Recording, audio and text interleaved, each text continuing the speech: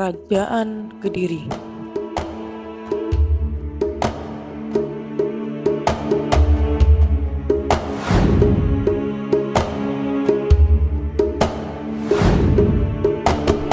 Assalamualaikum warahmatullahi wabarakatuh. Halo semua, perkenalkan kami dari kelompok 5 kelas 24 dari SMA Negeri 8 Pekanbaru. Video ini kami buat untuk memenuhi tugas mata pelajaran sejarah kami yang berjudul Kerajaan-Kerajaan Hindu dan Buddha yang ada di Indonesia. Pada video kali ini juga kami hanya menjelaskan dua kerajaan, yaitu Kerajaan Kediri dan juga Kerajaan Singosari. Kerajaan Kediri atau Kerajaan Penalu adalah sebuah kerajaan besar yang berdiri pada abad ke-12 antara tahun 1002-1222. Kerajaan ini merupakan bagian dari Kerajaan Mataram kuno. Kerajaan ini bercorak Hindu dan terletak dekat di Sungai Brantas, Jawa Timur. Pendiri Kerajaan Kediri adalah Sri Sumbawijaya yang dikenal sebagai raja pertama sekaligus pendiri Kerajaan Kediri. Baik, selanjutnya saya akan menjelaskan tentang keadaan ekonomi dan sosial Kerajaan Kediri. Jadi, dahulunya pemerintahan Kerajaan Kediri ini berpusat di Daha yang letaknya di tepi Sungai Brantas yang dahulunya merupakan jalur perdagangan yang sangat maju. Lokasi yang cukup strategis ini menguntungkan bagi Kerajaan Kediri. Kenapa? Karena ini berada di tengah-tengah jalur perdagangan Indonesia antara barat dan timur, sehingga perekonomian Kerajaan Kediri bisa berjalan lancar dan normal. Dalam berita di Cina dijelaskan bahwa kehidupan ekonomi Kerajaan Kediri berasal dari sektor perdagangan dan pertanian. Barang-barang yang diperdagangkan diantaranya ialah hasil pertanian, terutama beras, kayu cendana, gerabah, daging, perak, emas, dan pinang. Sebagian kerajaan agraris atau kerajaan yang mengandalkan ekonominya pada sektor pertanian ini memiliki lahan pertanian di sekitar Sungai Brantas yang subur dan banyak dijadikan sebagai tempat menanam padi yang biasanya juga mereka menghasilkan pertanian terutamanya itu beras. Nah, selain itu, pada sektor perdagangan, Kerajaan Kediri juga bertumpu pada jalur pelayaran Sungai Brantas yang menuju kota pelabuhan Ujung Galuh. Letak kota pelabuhan Ujung Galuh sebenarnya berada di pedalaman. Namun, pelabuhan ini sukses membuat kegiatan perdagangan Kerajaan Kediri menjadi maju, dan kemajuan perdagangan ini membuat kerajaan ini memegang peranan penting dalam perdagangan Asia. Berita-berita Cina menyebutkan bahwa Kerajaan Kediri telah menggunakan alat pelayaran atau alat pembayaran uang yang terbuat dari. Bukan hanya itu saja, berita-berita di Cina juga sudah mengatakan dan menyiarkan bahwa Kerajaan Kediri sudah menggunakan alat pembayaran emas untuk melakukan perdagangannya. Perkenalkan, saya Putri Zara, dan di sini saya akan menjelaskan tentang raja-raja yang memimpin Kerajaan Kediri dan tentang Kerajaan Singasari. Nah, raja-raja yang memimpin Kerajaan Kediri yang pertama Sri Samarawijaya pada tahun 1042 sampai 1051 Masehi. Yang kedua Sri Jitendrakara pada tahun 1051 sampai 1112 Masehi. Yang ketiga Sri Wameswara pada tahun 1112 sampai 135 Masehi. Yang keempat Jayabaya itu pada tahun 1135 sampai 1159 Masehi. Yang kelima Sri Sarweswara pada tahun 1159 sampai 1169 Masehi. Yang keenam Sri Aryaswara pada tahun 1169 sampai 1180 Masehi. Yang ketujuh Sri Gandra pada tahun 1180 sampai 1182 Masehi. Yang kedelapan Kameswara pada tahun 1182 sampai 1194 Masehi. Yang kesembilan Kertajaya pada tahun 1191 sampai 1222 Masehi. Nah, selanjutnya saya akan membahas mengenai masa kejayaan Kediri dan runtuhnya Kediri. Masa kejayaan Kediri ini dapat diraih pada masa pemerintahan Raja Jayabaya yang mana mempunyai sikap yang merendah dan mempunyai visi yang jauh ke depan, membuat ia dijuluki Raja yang bijaksana dan disukai oleh masyarakat pada saat itu. Pada masa Raja Jayabaya ini pula, konflik antara Kerajaan Jenggala dan Kediri baru dapat diakhiri. Dan buktinya bisa kita lihat di isi prasasti Ngantang, yang mana pada sisi depan bagian atas prasasti ini terdapat tulisan Panjalu Jayati atau Panjalu menang. Pada masa di bawah kekuasaan Raja Jayabaya, wilayah Kediri sangat luas dan didukung dengan adanya armada laut yang sangat kuat. Pemerintahan yang dipimpin oleh Jayabaya sudah sangat teratur, yang mana hukum sudah ditegakkan secara tegas dan adil. Hanya beberapa dekade setelah kejayaannya, kerajaan Kediri runtuh setelah Raja Kertajaya terlibat perang oleh Ken Arok. Tentunya kerajaan Kediri ini dipicu oleh Raja Kertajaya yang merasa dirinya seperti dewa, sehingga masyarakat pada saat itu harus menyembah dirinya. Hal itulah yang menimbulkan penolakan atau perlawanan dari para Brahmana, sehingga para Brahmana bekerja sama dengan Ken Arok dari Singasari untuk menghancurkan Raja Kertajaya, yang mana kejadian ini dikenal sebagai Perang Gantar. Dan Perang Gantar ini terjadi pada tahun 1222 yang menandai runtuhnya kerajaan Kediri. Jadi, kerajaan Kediri ini tak lepas dari keadaan gonjang-ganjing. Walaupun keadaan ekonomi yang sangat bagus, tetapi Raja Kertajaya menganggap dirinya sebagai dewa, yang mana rakyat harus menyembah dirinya. Kemudian, Ken Arok mengalahkan Raja Kertajaya yang membuat kerajaan Kediri runtuh dan berubah menjadi kerajaan baru yang dikenal sebagai Kerajaan Singasari atau Tumapel. Nah, selanjutnya tentang Kerajaan Singasari. Nah, Kerajaan Singasari merupakan salah satu kerajaan terbesar di Jawa Timur yang didirikan oleh Ken Arok pada tahun 1222. Kehadiran Ken Arok juga menandai muncul dinasti baru, yaitu dinasti Rajasa atau disebut juga dengan Raja Wangsa atau Wangsa Rajasa. Dengan kata lain, Ken Arok yang mendirikan Wangsa Rajasa. Nah, Wangsa Rajasa adalah keluarga yang pernah berkuasa di Kerajaan Singasari dan Majapahit pada kurun abad ke-13 sampai abad ke-15, atau Wangsa Rajasa juga diartikan sebagai darah yang menurunkan para Raja Singasari atau Majapahit. Maksudnya ialah sejak awal berdiri sampai runtuhnya kerajaan tersebut, penguasa itu masih satu keluarga atau keturunan yang segaris. Peninggalan kerajaan Kediri adalah 1. Prasasti Sirahpering, 2. Prasasti Kambuan, 3. Prasasti Nuntang, 4. Prasasti Jaru, 5. Candi Randowongso, 6. Candi Bula, 7. Candi Panduran, 8.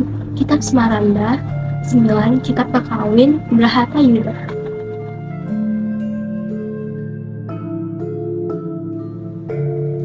Lokasi kerajaan Singasari secara geografis berada di tepi Sungai Berantas, Singasari, Malang, Jawa Timur. Kerajaan ini dianggap sebagai salah satu perintis kemajuan di Indonesia.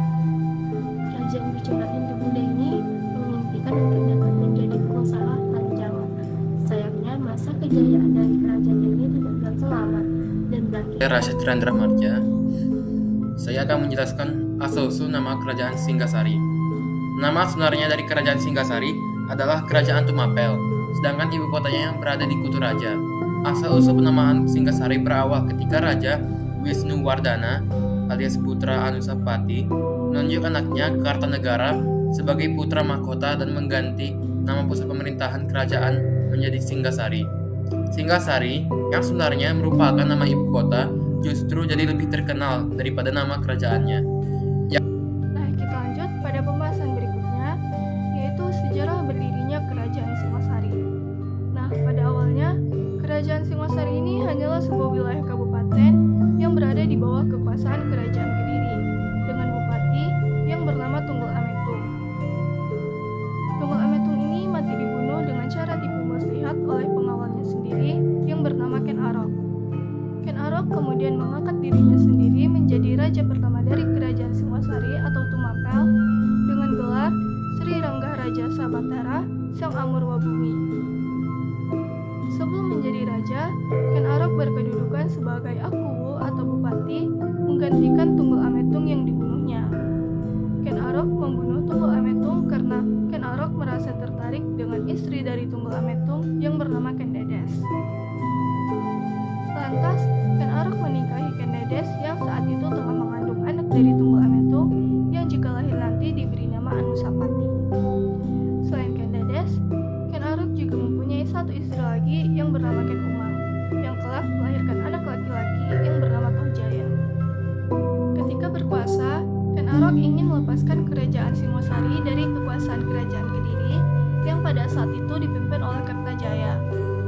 Pada 1221, terjadi perseteruan antara Kertajaya dengan kaum Brahmana. Keinginan Ken Arok untuk melepaskan Kerajaan Singasari dari kekuasaan Kediri baru berhasil pada saat kaum Brahmana meminta pertolongan kepadanya. Perang melawan Kediri lantas meletus di desa Gentar pada 1222 yang dimenangkan oleh pihak Tumapel atau Singosari. Raja Singasari menurut Paraton 1. Kenaro 1222 sampai 1247 Masehi. 2. Anusapati 1247 sampai 1249 Masehi. 3. Tohjaya 1249 sampai 1250 Masehi. 4. Wisnuwardana 1250 sampai 1272 Masehi. 5. Kertanegara 1272 sampai 1292 Masehi. Menurut Nagarat Kertagama 1. Kenaro 1222 sampai 1227 Masehi. 2. Anusapati 1227 sampai 1248 Masehi. 3. Wisnuwardana 1248 sampai 1254 Masehi. 4. Kartanegara 1254 sampai 1292 Masehi. Kehidupan ekonomi, sosial, dan budaya Kerajaan Singasari bisa dilihat dari letaknya yang sangat strategis, yaitu di lembah Sungai Berantas. Kerajaan Singasari memiliki tanah yang subur sehingga sebagian besar masyarakat menjadi petani dan menggantungkan kehidupan mereka pada sektor pertanian. Di samping itu, keberadaan Sungai Berantas juga dimanfaatkan oleh rakyat maupun pengusaha Singasari untuk membangun sektor perdagangan. Berdasarkan kitab Negara Kertagama, Paraton dan Berita Cina, diketahui bahwa masyarakat Singasari terbagi atas kelas atas, keluarga raja dan bangsawan, di kelas bawah, rakyat jelata. Di samping itu, ada pula kelompok tetua agama, baik pendeta Hindu atau Buddha. Kehidupan sosial dan perekonomian masyarakat Singasari mengalami pasang surut seiring dengan pergantian rajanya. Pada masa pemerintahan Ken Arok, rakyat dalam kondisi makmur dan sejahtera. Namun, kehidupan sosial dan ekonomi pada masa Anusapati kurang mendapat perhatian karena rajanya justru sibuk berjudi, mabuk-mabukan, dan juga sabung ayam. Pada masa pemerintahan Wisnuwardana, kehidupan masyarakat berangsur membaik dan juga makmur. Kemudian, pada masa pemerintahan Kartanegara, perekonomian tertata dengan baik, bahkan Singosari menjadi kerajaan besar dan makmur. Sektor perdagangan dan pelayaran Singosari berkembang pesat dengan komoditas yang diperdagangkan berupa beras, emas, kayu cendana, dan juga rempah-rempah. Pada periode Kartanegara juga, Singosari berhasil menguasai jalur perdagangan mulai dari Selat Malaka hingga Kepulauan Maluku.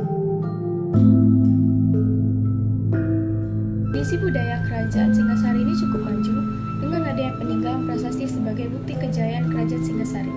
Terdapat banyak produk kebudayaan yang ditinggalkan, baik mulai dari patung, candi, sampai berbagai prasasti lainnya. Salah satu yang cukup populer adalah patung Kendedes. Masa kejayaan dan runtuhnya Singasari. Nah, kerajaan Singasari ini mencapai puncak kejayaan pada masa pemerintahan Raja Kartanegara. Raja Kartanegara sendiri bergelar Maharaja Sri Kartanegara yang merupakan Raja Singasari terbesar. Kartanegara sendiri dikenal sebagai Raja Singasari yang bisa menguasai segala bidang, baik di bidang ekonomi, politik, dan keagamaan. Dengan kepandaiannya sebagai pemimpin, ia menjadikan kerajaan Singasari sebagai kerajaan yang besar. Kartanegara juga dikenal dengan gagasannya yang ingin menyatukan kerajaan-kerajaan di Nusantara berada di bawah Singasari. Runtuhnya kerajaan Singasari terjadi akibat adanya serangan dari Bupati Gelang-Gelang yang bernama Jayakatwang. Jayakatwang memanfaatkan peluang saat Kartanegara berambisi untuk menguasai banyak wilayah yang membuat sistem pertahanan di pusat pemerintahan Singasari itu melemah. Jayakatwang berhasil meruntuhkan Singasari pada tahun 1292 yang dalam serangannya Kartanegara mati dibunuh oleh Jayakatwang. Runtuhnya kerajaan Singasari menandakan berakhirnya masa Hindu, Buddha di Jawa Timur dan membuka jalan bagi munculnya kerajaan Majapahit itu. Peninggalan kerajaan Singasari: 1. Candi Singasari, 2. Candi Jawi, 3. Candi Cidal, 4. Candi Jago, 5. Prasasti Gondang, 6. Prasasti Manjisri, 7. Prasasti Burare, 8. Arca Dwarapala, 9. Arca Kendedes, 10. Arca Anusapati, 11. Arca Joko Dolok.